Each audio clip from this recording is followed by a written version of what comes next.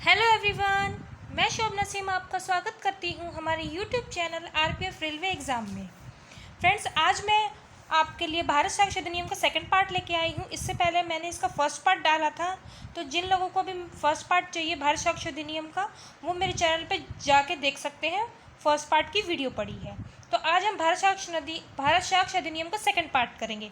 तो चलिए, आपको बिना टाइम वेस्ट करते हुए चलते हैं हम क्वेश्चंस की तरफ। सबसे पहले क्वेश्चन नंबर 1 है, भारतीय साक्ष्य अधिनियम में मन या शरीर की दशा या शारीरिक संवेदना का अस्तित्व दर्शित करने वाले तथ्य किस धारा में बताया गया है। मतलब भारत साक्ष्य अधिनियम जो है उसमें मन या शरीर की जो दशा होती है या शारीरिक संवेदना का अस्तित्व कौन सी ऐसी धारा है जिसमें ये दर्शाया गया है। तो चलिए ऑप्शंस देख लेते हैं। ऑप्शन ए धारा 14, ऑप्शन बी धारा 24, ऑप्शन सी धारा 25, ऑप्शन डी धारा 2।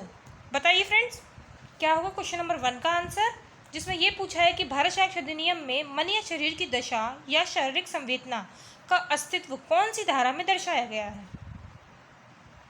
तो हमारा राइट आंसर होगा ऑप्शन ए धारा 14। ठीक है, आर्टिकल 14। चलिए नेक्स्ट क्वेश्चन पे चलते हैं। क्वेश्चन नंबर 2,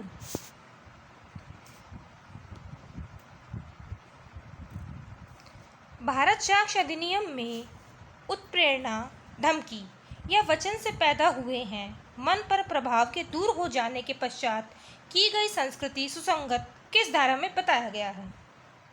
चलिए ऑप्शंस देख लेते हैं। ऑप्शन ए धारा 17, ऑप्शन बी धारा 27, ऑप्शन सी धारा 29, ऑप्शन डी धारा 28। बताइए फ्रेंड्स, भारतीय साक्ष्य अधिनियम में उत्प्रेरणा, धमकी या वचन से पैदा हुए हैं मन पर प्रभाव के दूर हो जाने के पश्चात की गई संस्कृति सुसंगत है, ये किस धारा में बताया गया है। क्या होना चाहिए हमारा राइट आंसर। तो इसमें हमारा राइट आंसर है ऑप्शन डी धारा 28। ओके फ्रेंड्स, चलिए नेक्स्ट क्वेश्चन पे चलते हैं। क्वेश्चन नंबर 3, भारतीय साक्ष्य अधिनियम में उत्तर में होने के सिवाय पूर्व तन बुरा सील सुसंगत है, ये किस धारा में बताया गया है। चलिए ऑप्शंस देख लेते हैं।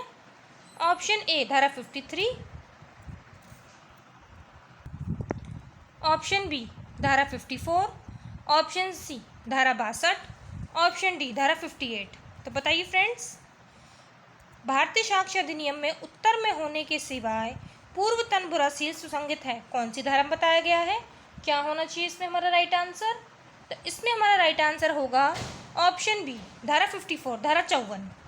ओके, चलिए नेक्स्ट क्वेश्चन पे चलते हैं। क्वेश्चन नंबर 4, भारतीय साक्ष्य अधिनियम में दस्तावेज का प्राथमिक साक्ष्य द्वारा साबित किया जाना किस धारा में बताया गया है।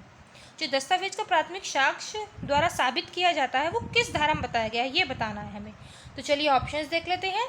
ऑप्शन ए धारा 60, ऑप्शन बी धारा 64, ऑप्शन सी धारा 61, ऑप्शन डी धारा 19। तो बताइए फ्रेंड्स, क्या होगा इसमें हमारा आंसर। तो क्वेश्चन नंबर 4 का आंसर होगा ऑप्शन बी धारा 64, धारा 64। ओके, चलिए नेक्स्ट क्वेश्चन पे चलते हैं। क्वेश्चन नंबर 5, भारतीय साक्ष्य अधिनियम में हस्ताक्षर लेख या मुद्रा की तुलना अन्य से जो स्वीकृत या साबित है किस धारा में बताया गया है।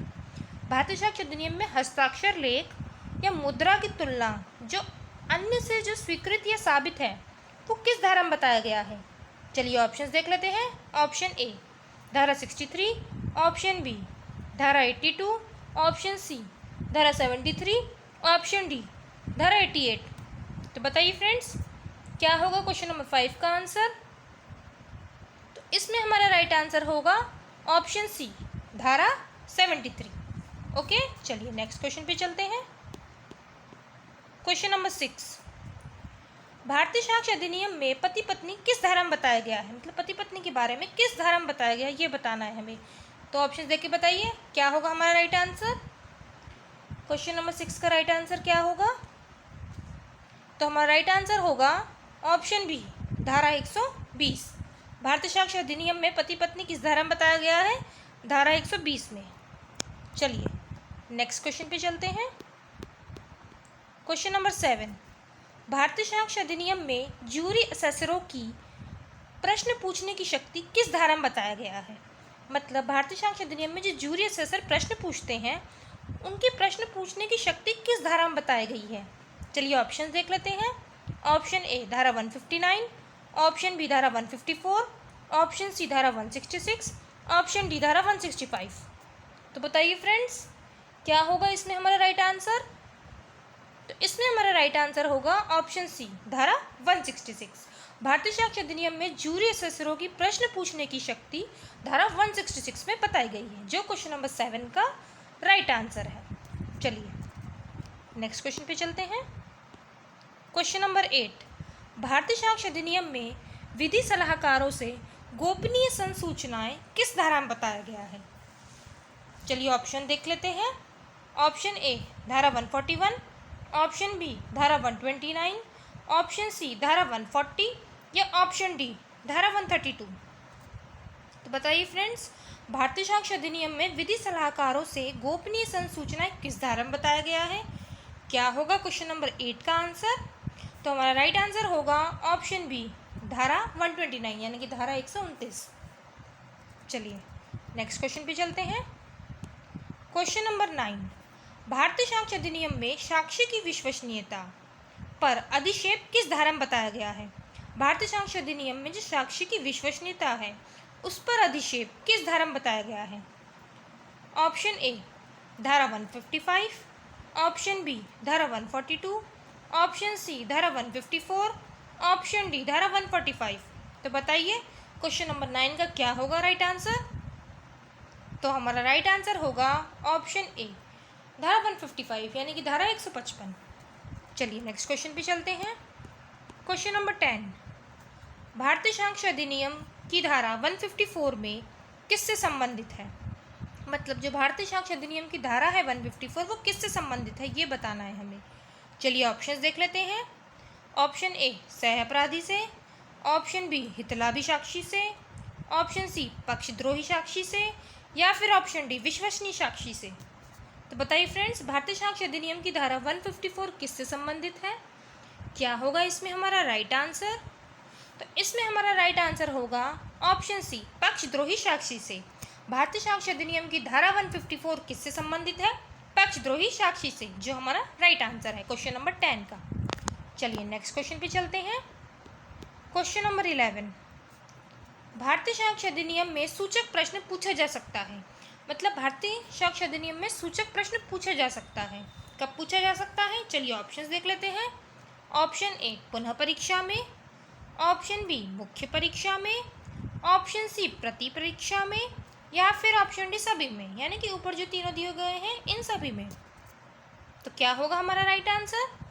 तो हमारा क्वेश्चन नंबर 11 का राइट आंसर होगा ऑप्शन सी प्रति परीक्षा में। ठीक है, भारतीय साक्ष्य अधिनियम में सूचक प्रश्न प्रति परीक्षा में पूछा जा सकता है। सॉरी, इसका आंसर होगा मुख्य परीक्षा में। बाय मिस्टेक गलत हो गया। भारतीय साक्ष्य अधिनियम में सूचक प्रश्न ऑप्शन बी मुख्य परीक्षा में पूछा जा सकता है। चलिए नेक्स्ट क्वेश्चन पे चलते हैं। क्वेश्चन नंबर 12, भारतीय साक्ष्य अधिनियम में सबूत के भार से संबंधित उपबंध किस अध्याय में लिपिबद्ध किए गए हैं? मतलब भारतीय साक्ष्य अधिनियम में सबूत के भार से जो संबंधित हैं उपबंध वो किस अध्याय में लिपिबद्ध किए गए हैं? तो उस अध्याय के बारे में बताना है हमको। बताइए कौन सा अध्याय है? चलिए ऑप्शन देख लेते हैं। ऑप्शन ए अध्याय 7, ऑप्शन बी अध्याय 5, ऑप्शन सी अध्याय 1, ऑप्शन डी अध्याय 3। तो बताइए फ्रेंड्स, क्वेश्चन नंबर 12 का क्या राइट आंसर होगा? तो इसमें हमारा राइट आंसर होगा ऑप्शन ए अध्याय 7। ठीक है, चलिए नेक्स्ट क्वेश्चन पे चलते हैं। क्वेश्चन नंबर 13, भारतीय साक्ष्य अधिनियम जिस तथ्य का साबित करना है उसे कहते हैं। मतलब भारतीय साक्ष्य अधिनियम जिस तथ्य को साबित करते हैं उसे क्या कहते हैं? ऑप्शन ए फैक्टम्स प्रोवेंडम, ऑप्शन बी लेक्स लोसी, ऑप्शन सी लेक्स फोरी या फिर ऑप्शन डी फैक्टम प्रोबेना। तो बताइए, भारतीय साक्ष्य अधिनियम जिस तथ्य को साबित करते हैं उसे क्या कहते हैं? क्या होगा क्वेश्चन नंबर 13 का राइट आंसर? तो इसका राइट आंसर होगा ऑप्शन ए फैक्टम्स प्रोवेंडम। ठीक है, भारतीय साक्ष्य अधिनियम जिस तथ्य को साबित करते हैं उसे क्या कहते हैं? फैक्टम प्रोबेंडम। चलिए नेक्स्ट क्वेश्चन पे चलते हैं। क्वेश्चन नंबर 14, भारतीय साक्ष्य अधिनियम 1872 में निम्नलिखित में से कौन शामिल है? भारतीय साक्ष्य अधिनियम जो है 1872 का, उसमें निम्नलिखित में से कौन शामिल है ये बताना है हमें। चलिए ऑप्शंस देख लेते हैं। ऑप्शन ए तर्क के नियम, ऑप्शन बी साक्ष्य के विधिक नियम, ऑप्शन सी विवेक के साधारण नियम, या फिर ऑप्शन डी उपयुक्त सभी। तो बताइए फ्रेंड्स, क्या होगा क्वेश्चन नंबर 14 का आंसर? भारतीय साक्ष्य अधिनियम 1872 में निम्नलिखित में से कौन शामिल है? तो हमारा राइट आंसर होगा ऑप्शन बी साक्ष्य के विधिक नियम। चलिए नेक्स्ट क्वेश्चन पे चलते हैं। क्वेश्चन नंबर 15, भारतीय साक्ष्य अधिनियम में किस वर्ष इलेक्ट्रॉनिक साक्ष्य को दस्तावेजी साक्ष्य के रूप में शामिल किया गया है? मतलब भारतीय साक्ष्य अधिनियम में कौन सा वर्ष इलेक्ट्रॉनिक साक्ष्य को दस्तावेजी साक्ष्य के रूप में शामिल किया गया है, वो वर्ष बताना है हमें। तो चलिए ऑप्शंस देख लेते हैं। Option A 2017, option B 2004, option C 2010, या फिर ऑप्शन डी 2002। तो बताइए क्या होगा क्वेश्चन नंबर 15 का करेक्ट आंसर? तो हमारा राइट आंसर होगा ऑप्शन ए 2017। चलिए नेक्स्ट क्वेश्चन पे चलते हैं। क्वेश्चन नंबर 16, भारतीय साक्ष्य अधिनियम में पूर्वतन लेखबद्ध कथनों के बारे में प्रतिपरीक्षा किस धारा में बताया गया है? मतलब भारतीय साक्ष्य अधिनियम में पूर्वतन लेखबद्ध कथनों के बारे में प्रतिपरीक्षा किस धारा में बताई गई है? तो चलिए ऑप्शंस देख लेते हैं। ऑप्शन ए धारा 154, ऑप्शन बी धारा 143, ऑप्शन सी धारा 144, ऑप्शन डी धारा 145। बताइए फ्रेंड्स, क्या होगा क्वेश्चन नंबर 16 का राइट आंसर? तो इसमें हमारा राइट आंसर होगा ऑप्शन डी धारा 145। क्या बताया गया धारा 145 में? प्रतिपरीक्षा के बारे में। ठीक है, चलिए नेक्स्ट क्वेश्चन पे चलते हैं। क्वेश्चन नंबर 17, भारतीय साक्ष्य अधिनियम में किस अध्याय में केवल एक ही धारा है? मतलब भारतीय साक्ष्य अधिनियम में ऐसा कौन सा अध्याय है जिसमें केवल एक ही धारा है? उस अध्याय का नाम बताना है हमें। ऑप्शन ए अध्याय 10, ऑप्शन बी अध्याय 11, ऑप्शन सी अध्याय 7, या ऑप्शन डी अध्याय 9। बताइए फ्रेंड्स, क्या होगा क्वेश्चन नंबर 17 का राइट आंसर? तो हमारा राइट आंसर होगा ऑप्शन बी अध्याय 11। अध्याय 11 में केवल एक ही धारा है। चलिए नेक्स्ट क्वेश्चन पे चलते हैं। क्वेश्चन नंबर 18, भारतीय साक्ष्य अधिनियम 1872 के अनुसार निम्नलिखित में से कौन सा दस्तावेज है? मतलब 1872 के अनुसार जो भारतीय साक्ष्य अधिनियम है उसमें इनमें से कौन सा दस्तावेज है? तो चलिए ऑप्शन देख लेते हैं। ऑप्शन ए मानचित्र, ऑप्शन बी उपहासांकन, ऑप्शन सी शिला का उत्कीर्ण लेख, या फिर ऑप्शन डी उपयुक्त सभी। बताइए फ्रेंड्स, क्या होगा क्वेश्चन नंबर 18 का राइट आंसर? तो इसमें हमारा राइट आंसर होगा उपयुक्त सभी, यानी कि मानचित्र, उपहासांकन, शिला का उत्कीर्ण लेख, ये तीनों 1872 भारतीय साक्ष्य अधिनियम के अनुसार दस्तावेज हैं। ठीक है, चलिए नेक्स्ट क्वेश्चन पे चलते हैं। क्वेश्चन नंबर 19, भारतीय साक्ष्य अधिनियम के अनुसार निम्नलिखित में से कौन सा दस्तावेज नहीं है? मतलब भारतीय साक्ष्य अधिनियम के अनुसार इनमें से कौन सा दस्तावेज नहीं है ये बताना है हमें। ऑप्शन ए मानचित्र, ऑप्शन बी टेलीफोन वार्ता, ऑप्शन सी लेख, या फिर ऑप्शन डी फोटोचित्र शब्द। तो बताइए भारतीय साक्ष्य अधिनियम के अनुसार इनमें से कौन सा दस्तावेज नहीं है? क्या होगा हमारा क्वेश्चन नंबर 19 का राइट आंसर? तो हमारा राइट आंसर होगा ऑप्शन बी टेलीफोन वार्ता। ठीक है, चलिए नेक्स्ट क्वेश्चन पे चलते हैं। क्वेश्चन नंबर 20, भारतीय साक्ष्य अधिनियम प्रत्यक्ष रूप से उल्लेख नहीं करता है। मतलब भारतीय साक्ष्य अधिनियम प्रत्यक्ष रूप से किसको उल्लेख नहीं करता ये बताना है हमें। तो चलिए ऑप्शंस देख लेते हैं।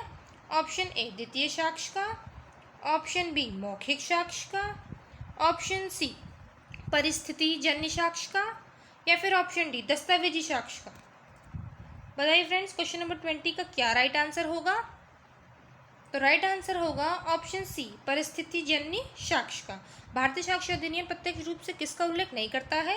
परिस्थिति जन्य साक्ष्य का उल्लेख नहीं करता है, बाकी तीनों का करता है। चलिए नेक्स्ट क्वेश्चन पे चलते हैं। क्वेश्चन नंबर 21, भारतीय साक्ष्य अधिनियम के अनुसार धातु की प्लेट पर उत्कीर्ण लेख होता है। मतलब भारतीय साक्ष्य अधिनियम के अनुसार धातु की प्लेट पर उत्कीर्ण लेख होता है। क्या होता है? ऑप्शन ए एक सुसंगत तथ्य, ऑप्शन बी एक दस्तावेज, ऑप्शन सी असंगत तथ्य, या फिर ऑप्शन डी एक विवादक तथ्य। बताइए क्वेश्चन नंबर 21 का राइट आंसर क्या होगा? तो हमारा राइट आंसर होगा क्वेश्चन नंबर 21 का ऑप्शन बी एक दस्तावेज। ठीक है, धातु की प्लेट पर एक दस्तावेज उत्कीर्ण लेख होता है। चलिए नेक्स्ट क्वेश्चन पे चलते हैं। क्वेश्चन नंबर 22, भारतीय साक्ष्य अधिनियम का प्रभाव हो सकता है। मतलब भारतीय साक्ष्य अधिनियम का प्रभाव क्या हो सकता है? ऑप्शन ए भूतलक्षी नहीं, ऑप्शन बी भूतलक्षी, ऑप्शन सी उपयुक्त दोनों, या फिर ऑप्शन डी केवल भविष्यलक्षी। बताइए क्वेश्चन नंबर 22 का क्या राइट आंसर होगा? तो हमारा राइट आंसर होगा ऑप्शन बी भूतलक्षी। ठीक है, चलिए नेक्स्ट क्वेश्चन पे चलते हैं। क्वेश्चन नंबर 23, निम्नलिखित में से किस धारा में कहा गया है कि विवादक तथ्यों का साक्ष्य दिया जा सकेगा? मतलब कौन सी धारा में ये कहा गया है कि विवादक तथ्यों का साक्ष्य दिया जा सकेगा? चलिए ऑप्शन देख लेते हैं। ऑप्शन ए धारा 3, ऑप्शन बी धारा 4, ऑप्शन सी धारा 5, या फिर ऑप्शन डी धारा 2। तो क्या होगा क्वेश्चन नंबर 23 का राइट आंसर? तो हमारा राइट आंसर होगा ऑप्शन सी धारा 5, विवादक तथ्यों का साक्ष्य दिया जा सकेगा। कौन सी धारा में? धारा 5 में। चलिए नेक्स्ट क्वेश्चन पे चलते हैं। क्वेश्चन नंबर 24, भारतीय साक्ष्य अधिनियम को किस तरह में यह उपबंधित है कि तथ्य जो एक ही संघ व्यवहार का भाग है सुसंगत है? ऑप्शन ए धारा 8 में, ऑप्शन बी धारा 6 में, ऑप्शन सी धारा 7 में, या फिर ऑप्शन डी धारा 5 में। बताइए फ्रेंड्स क्या होगा क्वेश्चन नंबर 24 का राइट आंसर? तो इसमें हमारा राइट आंसर होगा ऑप्शन बी धारा 6 में। भारतीय साक्ष्य अधिनियम की धारा 6 में यह उपबंधित है कि तथ्य जो एक ही संघ व्यवहार का भाग है सुसंगत है।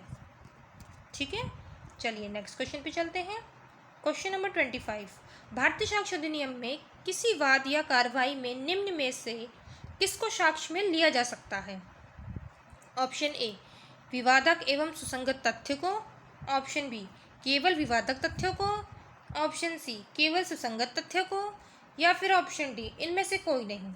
तो बताइए क्वेश्चन नंबर 25 का राइट आंसर क्या होगा? तो इसमें हमारा राइट आंसर होगा ऑप्शन ए विवादक एवं सुसंगत तथ्य को। भारतीय साक्ष्य अधिनियम में विवादक एवं सुसंगत तथ्य को साक्ष्य में लिया जा सकता है। ठीक है, चलिए नेक्स्ट क्वेश्चन पे चलते हैं।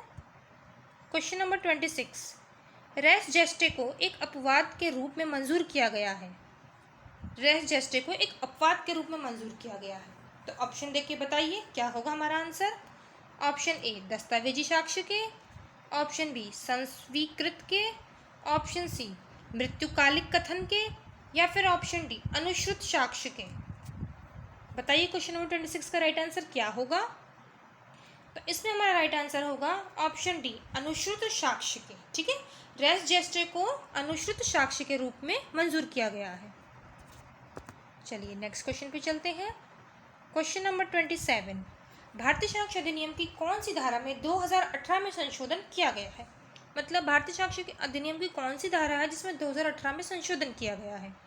ऑप्शन ए धारा 149 में, ऑप्शन बी धारा 146 में, ऑप्शन सी धारा 145 में, ऑप्शन डी धारा 148 में। तो बताइए क्या होगा इसमें हमारा राइट आंसर? तो क्वेश्चन नंबर 27 का राइट आंसर है ऑप्शन बी धारा 146 में। ठीक है, भारतीय साक्ष्य अधिनियम में 2018 में संशोधन किया गया है। कौन सी धारा में संशोधन किया गया है? धारा 146 में। चलिए नेक्स्ट क्वेश्चन पे चलते हैं। क्वेश्चन नंबर 28, भारतीय साक्ष्य अधिनियम में कौन सी धारा केवल सिविल मामलों से संबंधित है, या निम्न में से कौन सी धारा आपराधिक मामलों से संबंधित नहीं है? मतलब ऐसी धारा बतानी है जो सिविल मामलों से संबंधित है लेकिन आपराधिक मामलों से संबंधित नहीं है। तो चलिए ऑप्शंस देख लेते हैं। ऑप्शन ए धारा 53, ऑप्शन बी धारा 133, ऑप्शन सी धारा 23, ऑप्शन डी धारा 27। तो बताइए फ्रेंड्स कौन सी धारा है? तो हमारा राइट आंसर होगा क्वेश्चन नंबर 28 का ऑप्शन सी धारा 23। ठीक है, धारा 23 जो है वो सिविल मामलों से संबंधित है। चलिए नेक्स्ट क्वेश्चन पे चलते हैं। क्वेश्चन नंबर 29, मजिस्ट्रेट के समक्ष की गई संस्वीकृति किस धारा के में अंतर्गत सुसंगत है? बताइए ऑप्शंस देख के। ऑप्शन ए धारा 26, ऑप्शन बी धारा 18, ऑप्शन सी धारा 15, ऑप्शन डी धारा 17। बताइए फ्रेंड्स, क्वेश्चन नंबर 29 का राइट आंसर क्या होगा? मजिस्ट्रेट के समक्ष की गई संस्वीकृति किस धारा में अंतर्गत सुसंगत है? तो क्वेश्चन नंबर 29 का राइट आंसर होगा ऑप्शन ए धारा 26। चलिए नेक्स्ट क्वेश्चन पे चलते हैं। क्वेश्चन नंबर 30, संस्वीकृति की जा सकती है। संस्वीकृति की जा सकती है, ऑप्शंस देख के बताइए।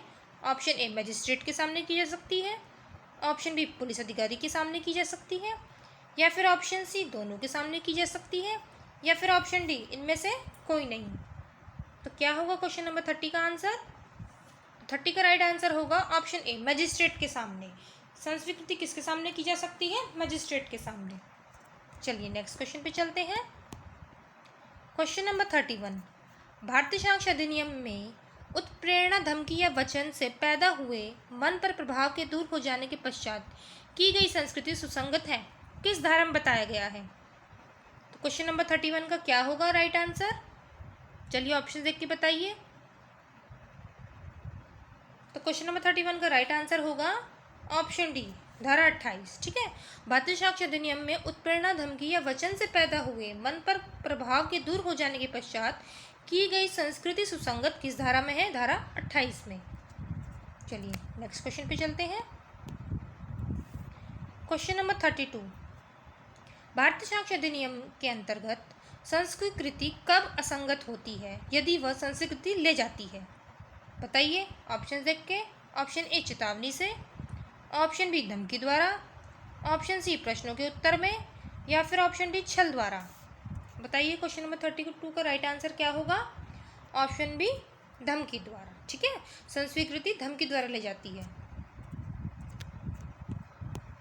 चलिए क्वेश्चन नंबर 33, प्रमाणित प्रतिलिपि है, जो प्रमाणित प्रतिलिपि है वो क्या है? ऑप्शन ए प्राथमिक साक्ष्य है, ऑप्शन बी द्वितीय साक्ष्य है, ऑप्शन सी दोनों है, या फिर ऑप्शन डी में से कोई नहीं है। बताइए प्रमाणित प्रतिलिपि क्या है? तो हमारा राइट आंसर होगा क्वेश्चन नंबर 33 का ऑप्शन बी द्वितीय साक्ष्य। ठीक है, प्रमाणित प्रतिलिपि द्वितीय साक्ष्य। चलिए क्वेश्चन नंबर 34 पे चलते हैं।